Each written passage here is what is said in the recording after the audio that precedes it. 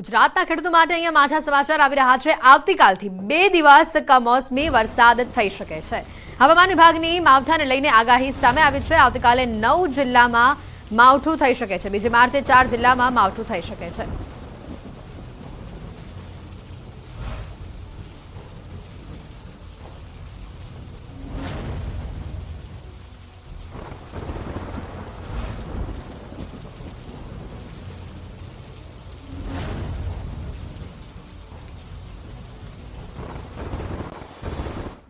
तो मैपના માધ્યમથી સમજવાનો પ્રયત્ન કરીશું કયા કયા વિસ્તારમાં માવઠાની આગાહી કરવામાં આવી છે। સૌપ્રથમ આપ જોઈ રહ્યા છો બનાસકાંઠા, પાટણ, કચ્છ, દેવભૂમિ, દ્વારકા, ગીર સોમનાથ આ તમામ વિસ્તારોમાં સાથે સાબરકાંઠા છે, અરવલ્લી છે, મહીસાગર છે, દાહોદ છે આ તમામ વિસ્તારો માટે આવતીકાલે માવઠાની આગાહી કરવામાં આવી છે। આવતીકાલે આ તમામ વિસ્તારોમાં કમોસમી વરસાદ જોવા મળી શકે છે।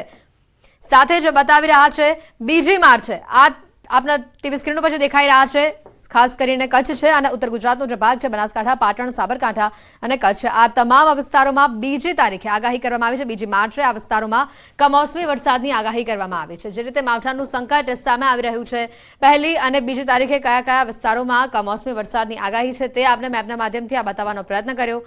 આ તમામ વિસ્તારોમાં ખાસ કરીને બીજી તારીખની જે આગાહી આપને બતાવી રહ્યા છે। આગળ પણ જોઈએ રાજ્ય પર ફરી એકવાર માવઠાનું જે સંકટ છે તે સામે આવી રહ્યું છે। હવામાન નિષ્ણાંત અંબાલાલ પટેલની આગાહી આવી છે માર્ચ મહિનાની શરૂઆતમાં જ માવઠું થશે। પહેલી, બીજી અને ત્રીજી માર્ચે વરસાદની શક્યતા જણાવાઈ છે।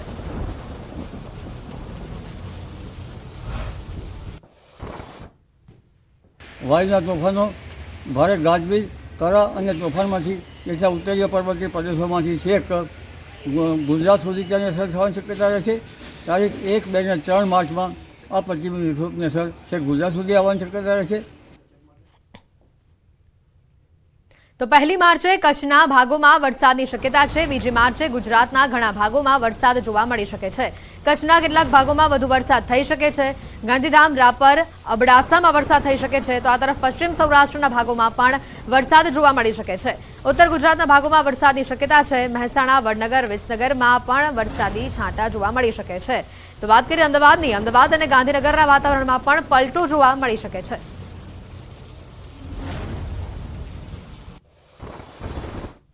તારીખ 1માં કચ્છના ભાગોમાં અને તારીખ 2માં ગુજરાતના ઘણા ભાગોમાં આવવાની શક્યતા રહેશે।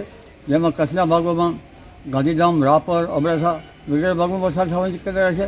કચ્છના કેટલાક ભાગમાં વધુ વરસાદ થવાની શક્યતા રહેશે।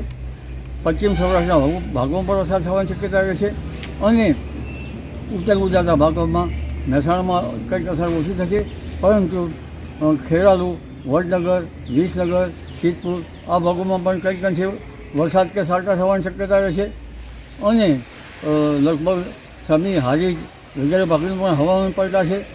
કડી, કલોલનું પણ હવામાન પલટાશે। અમદાવાદ અને ગાંધીનગરનું પણ હવામાન પલટાશે અને આ ભાગોમાં સાટા કે વરસાદ થવાની શક્યતા રહેશે। ગુજરાતમાં 3 થી 6 માર્ચ ઠંડીનું મોજું ફરી વળશે। બનાસકાંઠા, અંબાજીમાં ઠંડીનું પ્રમાણ વધી શકે છે। તો રાત્રિનું તાપમાન 7 ડિગ્રી થવાની શક્યતા વ્યક્ત કરવામાં આવી છે। મધ્ય ગુજરાતના ભાગોમાં 13-14 ડિગ્રી તાપમાન થઈ શકે છે। શિવરાત્રીમાં પણ ઠંડીનો પવન ફૂંકાવાની શક્યતા જોવા મળી રહી છે। તે પછી પશ્ચિમ વિક્ષોભ વધી જતાં એક બીજો લગભગ પશ્ચિમી હળવો પશ્ચિમ વિક્ષોભ આવી ગયો છે, પરંતુ એક ઠંડીનું મોજું આવવાની શક્યતા રહેશે। પશ્ચિમી વિક્ષોભના અસરના કારણે ગુજરાતમાં તારીખ 3 થી 6માં ઠંડી આવવાની શક્યતા રહેશે। જેમાં રાત્રિના ભાગોમાં ઉત્તર ગુજરાતના ભાગોમાં, બનાસકાંઠાના ભાગોમાં, અંબાજીના ભાગોમાં તેમજ રાધનપુર, સાંતરપુર, તખતગઢ, ઇસ્માઇલગઢ વગેરે ભાગોમાં ઠંડીની અસરો વિશેષ રહેશે અને આ ભાગોમાં રાતનું ન્યૂનતમ તાપમાન 7 ડિગ્રી સેલ્સિયસની નીચું જવાની શક્યતા રહેશે। તારીખ 3 થી 6માં તો ઠંડીની અસર રહેશે, પણ દિવસના ભાગમાં મધ્ય ગુજરાતના ભાગોમાં મહત્તમ ઉષ્ણતામાન 13-14 ડિગ્રી સેલ્સિયસ જેવું રહેવાની શક્યતા રહેશે। મધ્ય ગુજરાત કેટલાકમાં 15 ડિગ્રી સેલ્સિયસ જેવું રહેવાની શક્યતા રહેશે લગભગ 3 થી 6માં અને છેક શિવરાત્રિમાં પણ ઠંડા પવનો ફૂંકાઈ શકવાની શક્યતા રહેશે।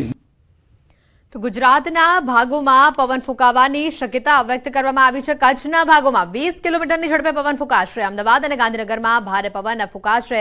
અનેક ભાગોમાં પવનની ગતિ વધુ રહેશે. ગુજરાતના ભાગોમાં આંચકાનો પવન ફૂંકાઈ શકે છે. ગુજરાતના ઘણા ભાગોમાં પવન ફૂંકાવાની શક્યતા રહેશે. કચ્છના ભાગોમાં પણ 20 કિલોમીટર ઉપરની ઝડપે પવન ફૂંકાવાની શક્યતા રહેશે. વિન્ડ ગસ્ટ તો લગભગ 45 થી 50 કિલોમીટર ઝડપે ફૂંકાવાની શક્યતા રહેશે.